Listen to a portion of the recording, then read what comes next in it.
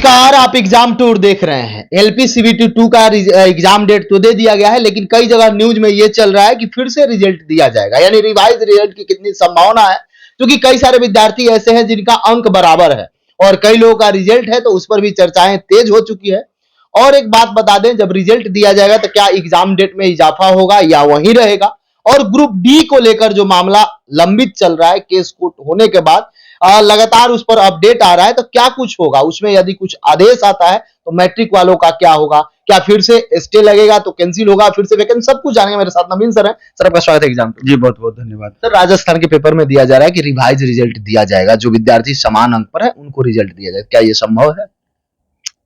संभव तो हर चीज है, लेकिन किस हिसाब से रेलवे काम कर रही है ये थोड़ा सा कंफ्यूजन पैदा कर रहा है कि जो करना है, जो रिजल्ट देना है, इसमें छात्र भी परेशान होते हैं। अब जाकर के अजमेर के पेपर न्यूज पेपर में वहां दिया गया है कि जिन छात्रों का मार्क्स बराबर है उनका रिजल्ट नहीं दिया गया था, अब आदेश आया है कि उनका भी रिजल्ट जारी किया जाएगा।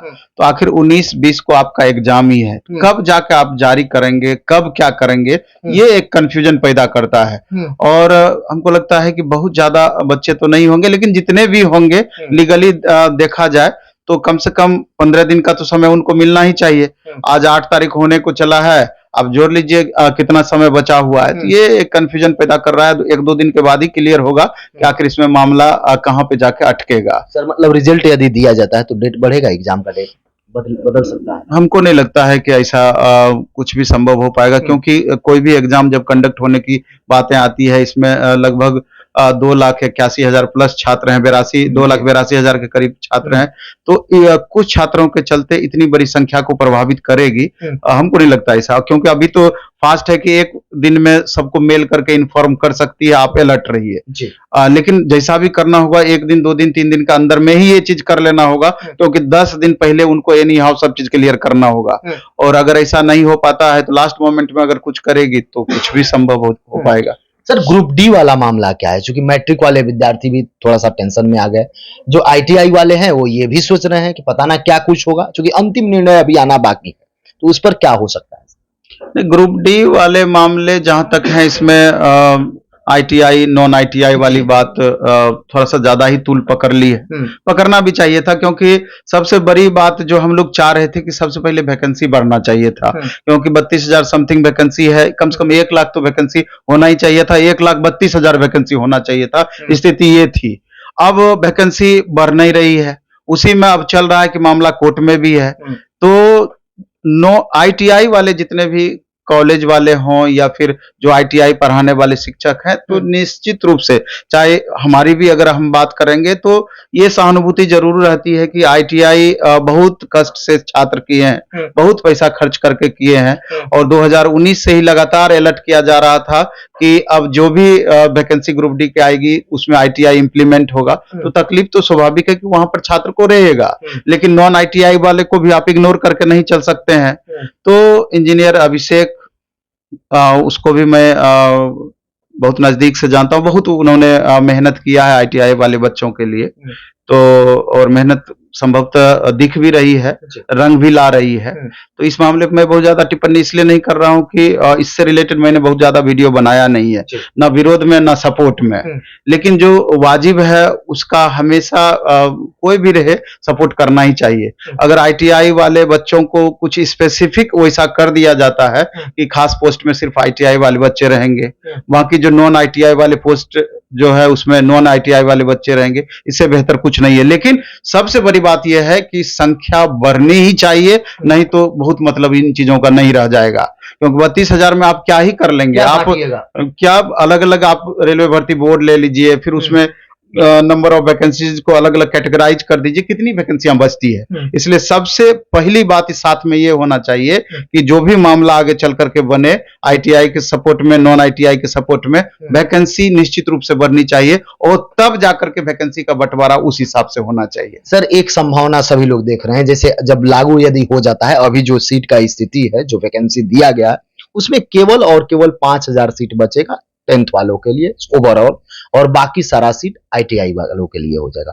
तो क्या इसको इस समाधान के लिए क्या कुछ करना चाहिए? क्योंकि कोर्ट आयोग से बोला गया है, रेलवे मंत्रालय से जज साहब बोले कि आप लोग अपना पक्ष रखिए। दूसरी बात ये भी आपको समझनी होगी कि जैसे जो नोटिफिकेशन आया था वैकेंसी का, उससे पहले अगर सब चीज हो जाता तो बहुत ज्यादा परेशानी नहीं था, क्योंकि ये भी सुप्रीम कोर्ट तक का तो नियम है कि आप बीच में नियम में बदलाव नहीं कर सकते हैं। आपका नोटिफिकेशन आ गया है और हमको नहीं लगता है कि बहुत ज्यादा छेड़छाड़ की संभावना बनेगी, क्योंकि यहाँ पर फिर सुप्रीम कोर्ट के उसका गाइडलाइन के खिलाफ ये मामला चला जाएगा कि आप बीच में नियम बदल करके इसको डिवाइड कर रहे हैं। तो इसीलिए करके सबसे बेहतर चीज वही हो जाता है कि अगर आदेश सपोर्ट में या विरोध में आता भी है तो वैकेंसी बढ़ा करके ही उसको एडजस्ट किया जाए, अन्यथा किसी भी सूरत में दोनों बच्चों को आप संतुष्ट नहीं कर पाएंगे। मान लीजिए 5000 ही सीट बचेगा नॉन आईटीआई वाले बच्चों के लिए, तो उनके लिए कितना कष्टकर ये चीज होगा, इस बात को भी समझना होगा। बाकी आईटीआई वालों बच्चों के साथ जरूर न्याय मिलेगा, तो लेकिन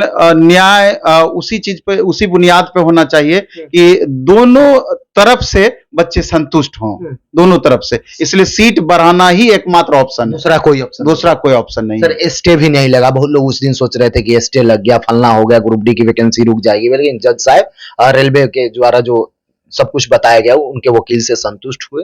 तो अगला जो हियरिंग है, कुछ ना कुछ दूध का दूध पानी का पानी हो सकता है। नहीं होने का तो मान लीजिए कि आप टीका टिप्पणी इस पर कर नहीं सकते, हम लोग कर नहीं सकते हैं। मामला चूंकि माननीय न्यायालय के समक्ष है, तो न्यायालय जैसा फैसला देगी तो रेलवे को भी मानना होगा और अन्य को भी मानना होगा, जैसा भी फैसला सुनाती है। लेकिन अभी तक जो परिस्थितियां बनी है, तो आईटीआई वाले बच्चों के साथ झुकाव ज्यादा दिख रहा है, जो कि निश्चित रूप से आईटीआई वाले बच्चों को संतुष्ट करेगी और करना भी चाहिए। लेकिन सीट में वृद्धि, फिर से हम वही बात कहना चाहेंगे, इस तरीके से हो कि नॉन आईटीआई वाले बच्चे भी संतुष्ट हो पाए, और आईटीआई वाले बच्चों को तो न्याय की तरफ जाते हुए दिख ही रहा है और निश्चित रूप से उनको न्याय मिलना भी चाहिए। सर अब दुविधा में विद्यार्थी हैं जो ग्रुप डी का आवेदन कर दिए कि तैयारी करें कि ना करें, क्या करें, उन लोगों को क्या कुछ कहिएगा? ये सारा सिस्टम का दोष है कि पहले से रूल रेगुलेशन आप क्लियर करके नहीं रखते हैं और इसका शिकार आम छात्र होते हैं। क्योंकि आप समझिए कि जो छात्र फॉर्म भरे हुए हैं, कितना मानसिक पीड़ा हो रही होगी। आईटीआई वाले बच्चों को थोड़ा सपोर्ट मिल रहा होगा कि अब हो सकता है कि अधिक से अधिक सीटों पर मेरी दावेदारी बढ़ेगी, बढ़ जाएगी। और नॉन आईटीआई वाले छात्रों को लगेगा अगर 5000 सीट ही हमारे लिए बचता है तो उसका कट ऑफ कितना ज्यादा जा सकता है। अभी जबकि मामला कुछ भी क्लियर नहीं है, जब तक कि डिसीजन नहीं आता है, क्योंकि वो बात फिर से हम आपको बताना चाहते हैं कि बीच में नियम में बदलाव की भी बातें हैं, इसलिए सब चीज को ध्यान में रख करके ही डिसीजन दिया जाएगा। तो अब मेरे ख्याल से दोनों तरह के छात्र जो हैं, आईटीआई नॉन आईटीआई, आपस में बहुत ज्यादा तनाव ना रखकर, और है भी नहीं, आप अपने नहीं, बिल्कुल नहीं, और अपने पढ़ाई पर ध्यान दें, अपना बेस्ट देने का कोशिश करें। क्योंकि हमेशा से कहते हैं कि बहुत चीजें ऐसी होती है जो आपके हाथों की नहीं होती है। आप बोल सकते हैं, प्रयास कर सकते हैं, आवाज उठा सकते हैं, लेकिन जो सिस्टम है, सिस्टम के द्वारा ही सारा कुछ किया जाएगा, सिर्फ आप उसको फॉलो कर सकते हैं। आपका काम है पढ़ाई करना, एकदम जी जान से पढ़ाई कीजिए कि जितनी भी सीटें होंगी, एक सीट हम अपना उसमें पक्का करने का प्रयास करेंगे। बहुत बहुत धन्यवाद। धन्यवाद आप।